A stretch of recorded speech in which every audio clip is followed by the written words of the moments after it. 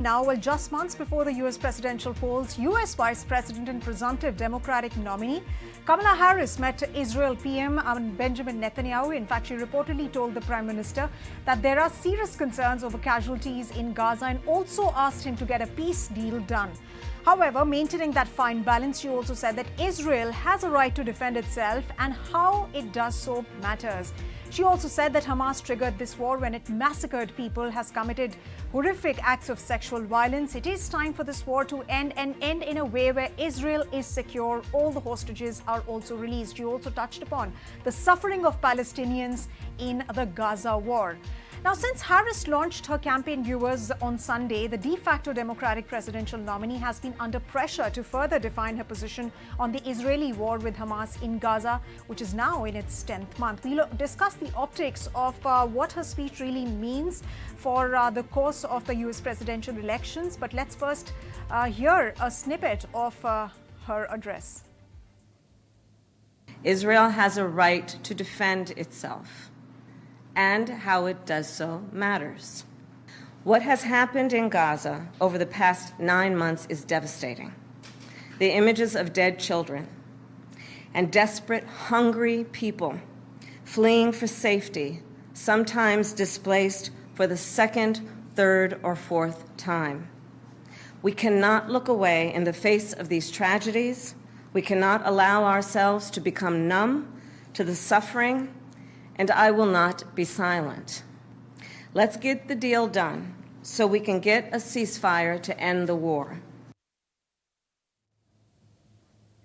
All right, so Ms. Harris maintaining a rather nuanced, rather balanced stand as far as the Israel-Gaza issue is concerned. And joining us now to discuss that further is Ashok Sajjanar, former ambassador. Ambassador, thanks very much for joining us on India Tonight. We'll discuss about the optics of a speech later. But let's first also ask the big question about Obama's actually endorsing Harris. They've been very conspicuous by their silence.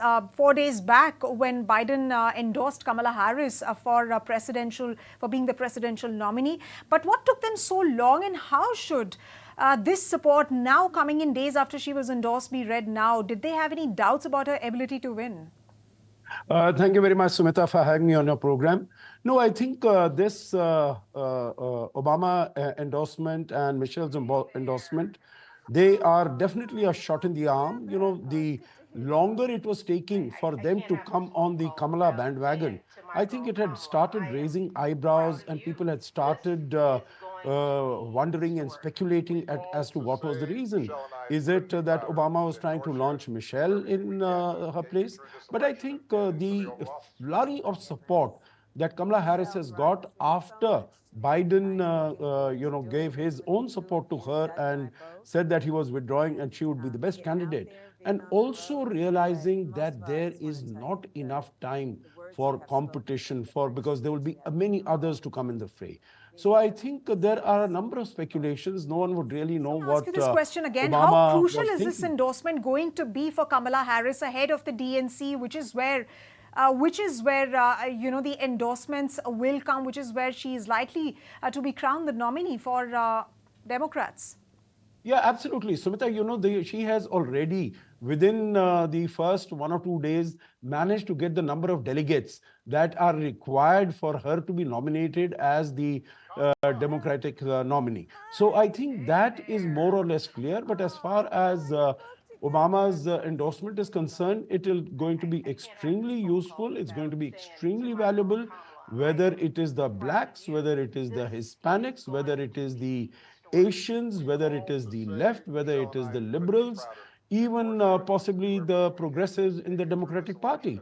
So all of them would be looking at Obama, and his endorsement would definitely has come as a shot in the arm for her, and any naysayers or doubters, I'm sure they will also fall in line and come out to support Kamala Harris.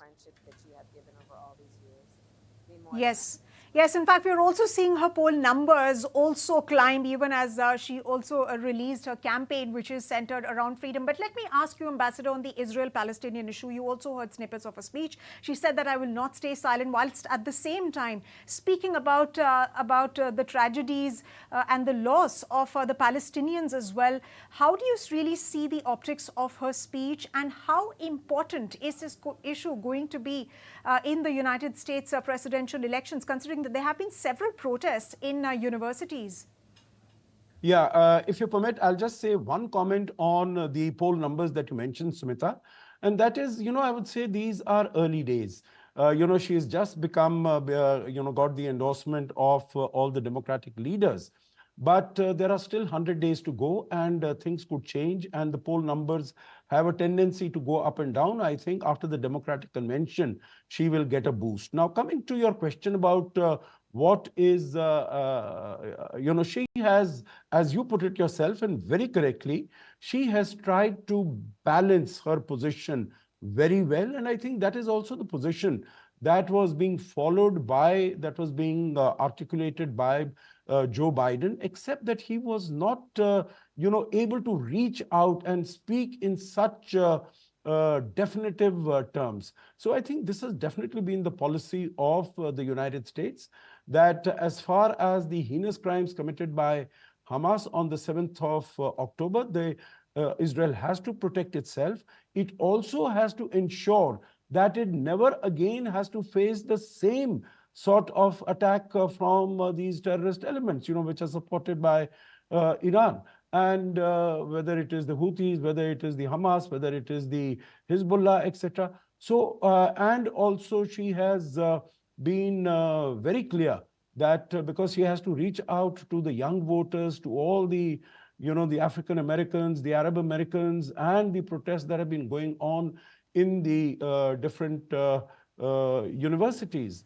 And Yes. one of the things missing from Netanyahu's Yes, address Ambassador, and she to the is trying to coalesce her Democratic base, definitely. But how do you see this vis-a-vis Biden? How real is her, supposed popularity, if it really is? Because there are endorsements coming in from various quarters. So there seems to be some sort of an energy boost that the Biden or the Democratic campaign has gotten. So if the elections were to happen today, would she give a tough fight to Trump? Oh, absolutely. I'm sure even after 100 days, she's going to give a tough fight. So, it has again, if you remember that when the assassination attempt took place on Trump, it was said that he has become invincible. His election is inevitable. No one can stop him. But, the play is completely on. The game is completely on right now. And of course, she's got her shot in the arm. She has many things going for her. But let's not forget, she has also challenges. And challenges, first, she's a woman. Second, she's a black. And of course, as far as the policies are concerned, as far as the economy in the United States is concerned, in my view, the US economy is doing quite well in terms of growth, in terms of employment. But I think they have to build a narrative. The narrative that Trump and the Republicans have built is that the economy is in shambles. And of course, foreign policy, that under Biden's rule, there have been two wars that the United States has gone into. One, Russia-Ukraine, the results of that don't seem to be all that promising. And also Israel-Hamas in Gaza. So I think these are all issues that are going to come up. And she will be a little bit on the back foot. So, this is the initial euphoria. As I said, after the Democratic convention next month, she's again going to get a boost. And another boost, I think, will be when she decides upon her running mate, upon her vice president mate. And that is also going to have a very significant impact, because she can choose someone from the swing states. Yes, in fact, Ambassador, that will be critical for her to, of course, reveal, and that will be critical for the overall campaign as well. But we are absolutely running out of time. So I have to ask you for your final comments here on her credentials of being a woman of color. Are there any worries of what Donald Trump's rhetoric against migrants could really do to her campaign, which has been largely centered around gun violence, body decisions, poverty alleviation, healthcare, and the fact that nobody is above law? Yeah, no, absolutely. I think Donald Trump, to begin with, is going to be personal. And, you know, all the vicious personal attacks that we've seen, you know, whether it was in the earlier election against Hillary Clinton, against Biden, against his own competitors in the Republican Party in the 2020 elections. So he's going to become very, very nasty and very personal. And, you know, he is an unpredictable person. What he's going to say, how he's going to turn, because I think the white male, middle class male is a constituency that Kamala Harris will have to woo. And that's what I said, you know, her running mate could help her do that in some of the swing states. And, you know, if Pennsylvania is very important, and if she chooses the governor of Pennsylvania, I think that will be another shot in the arm for her. Right, sir. Sumita. Right, sir. Absolutely. Absolutely, sir. And it'll be interesting to see what really unfolds at the Democratic National Convention. And in fact, as they say, her chances might be very strong right now. But never say never. There are no two same days in the world of politics. On that note, Ambassador, thanks very much for taking the time out and speaking with ET Now. If you like this video, then like, share and subscribe to ET Now.